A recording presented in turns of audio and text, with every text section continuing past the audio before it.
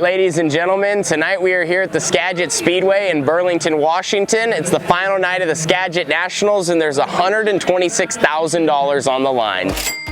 So you can see Carly and the rest of my team were out working, getting the 18T all ready for the final night. This involved an engine swap and then also just regular maintenance on the car. While those guys were working away, I ran over to the Skagit Quarter Midget track, got a chance to say hi to all the kids, sign some autographs, and just encourage them with what they're doing, you know, so early in their racing careers.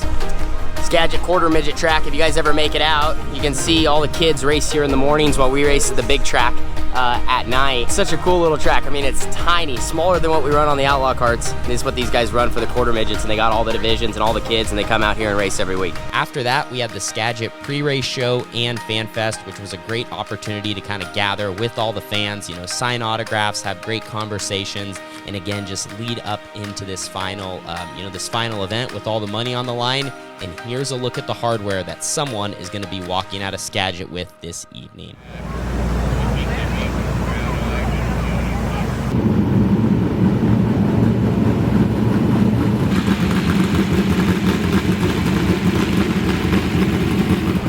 So night is underway here, final night of the Skagit Nationals. Lots of good money on the line, lots of prestige. We are rolling off from third in qualifier number 1. So we were 13th overall in points. They took the top 4, they're locked into the dash, and then basically the rest of the field is lined up straight into a qualifier, which is basically just another heat race with the top 4 transferring to the A-main event and the winner straight to the dash. So we're in position. I mean, if we could make some noise here, we could win this heat and get in the dash, but mainly starting from row 2, get a good start and just make the best laps that we can. We got all cars we're going to be racing around hard, and the racing surface is already kind of starting to take shape. They didn't prep it a lot from the first 2 nights. There's pretty good grip through the middle, but definitely the lower half of the speedway seems like it's slicker, or you know, the grip's almost patchy. It's just like in different spots, so you got to be mindful of that. But we have a little bit. We're going to be climbing back in. Just feel focused, ready to go. Really want to fire off on this start, and again, just attack and get ourselves in the A-main event in the best position that we can put ourselves in.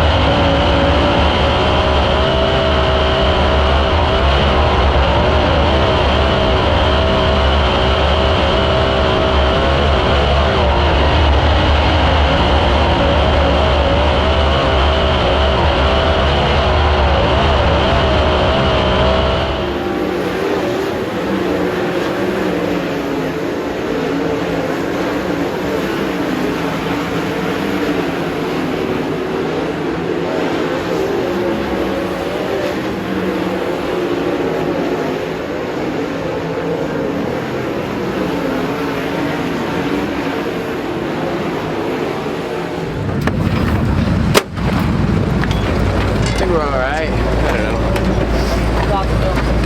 Tons of wheel spin, and like I never. You had a little more drive off. A little bit, but I still like. I'm still not.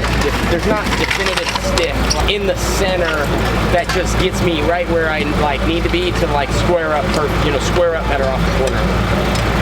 All right, guys. So we started third, finished third. I guess that was kind of what maybe the outcome a lot of people expected, in the sense of first heat race of the day. Racetrack still has a ton of grip. Whatever the race into turn 1 was like was what it was. And our lane actually took off better. It's just, luckily our lane took off better because the bottom of 1 and 2, there was not much down there. So luckily the jump I got on the straightaway then allowed me to kind of just float through 1 and 2, get lane and go from there. The outside second ripped right around me the second they got to grip, and I was just kind of, like I said, literally sliding across the track, which was the right move, because if you stuck the bottom it was even slower, just because it's almost still greasy and it looks like there's grip down there but there's not. So I don't know, it's just kind of been the same story all weekend. Like, we haven't really made any changes to feel like, you know, we feel okay. Like, we just feel okay. It's not like we're out to lunch. And I know once the track slows down, we can still race, but we're trying to get this thing where we can operate every single lap, and we're just still missing, I think, that feel a little bit and that overall speed. So we got another shot here. We're in the 100,000 to win show, 126, and we got a lot of laps. So we're gonna take one big swing at it, and we got some time to think about everything before we go. So just about ready to go. We got driver intros, cars are gonna be going, staging around the track. They're gonna announce each of us, you know, all the stuff they gotta do for the crowd, which is fun. Obviously gets them involved. For me though, I'm ready to go racing. Feel focused in. I mean, we start kind of mid-pack, so it's one of those situations. I mean, it's not like you're rolling off on the front row and you feel like you have this expectation, like you gotta win, but for us, we wanna charge forward. We really want to attack from the start, but also remember that we do have a lot of laps and ultimately run a smart race. So kind of already forming a game plan. We've worked hard to get our car about where we want it. I think right now the surface, it's interesting. There's grip out there, but it's also going away and it's starting to change. There's been a similar amount of laps tonight, maybe a few less, but I feel like third day, you know, it's just harsh conditions right now on this surface. So I think things are, again, going to move in a hurry. And as a driver, we just got to really stay on top of it. And again, I just want to work on watching, being aware of what's going on around me, but keeping up my pace until I see that checkered flag. So rolling off 13th. And again, our goal is to charge as far forward as possible. They just blew the horn, so it's time to go.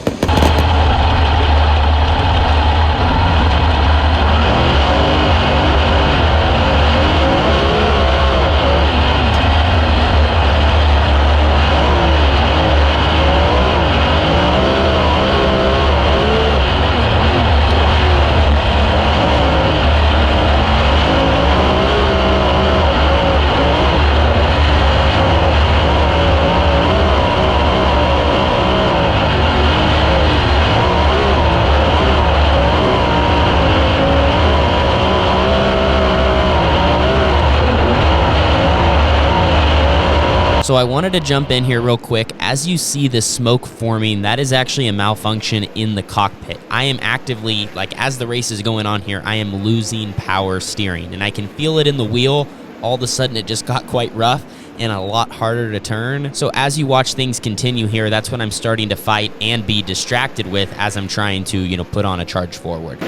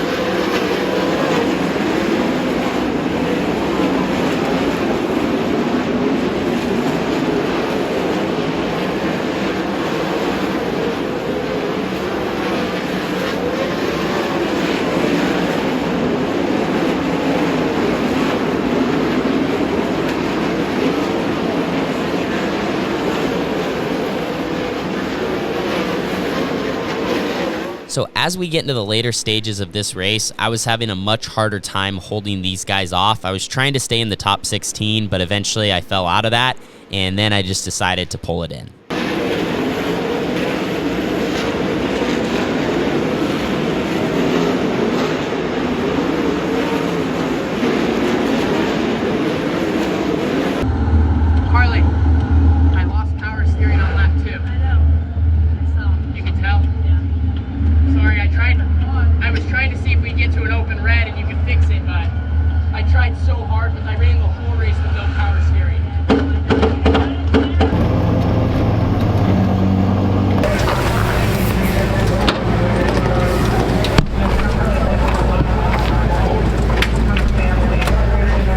Here's my hand. My suit is covered.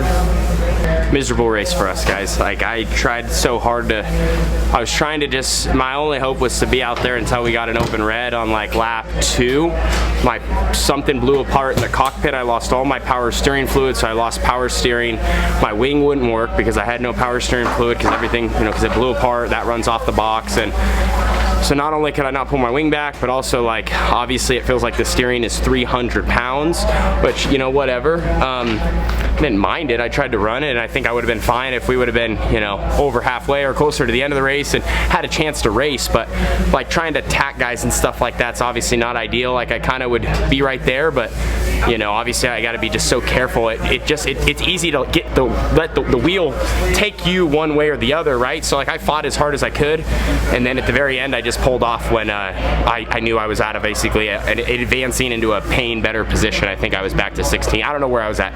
I was just frustrated and trying to make good laps, and I knew that I was nowhere near my full potential. So man, that sucks. That was a golden opportunity. I think we actually fired off good. I think we would have had something to run in the top 10. So I just feel pissed off and just sucks. So we didn't even get a chance even to run 10 laps. You know, like I said, we were lap 2 or 3 when all that went south. So it's not an ideal Skagit Nationals.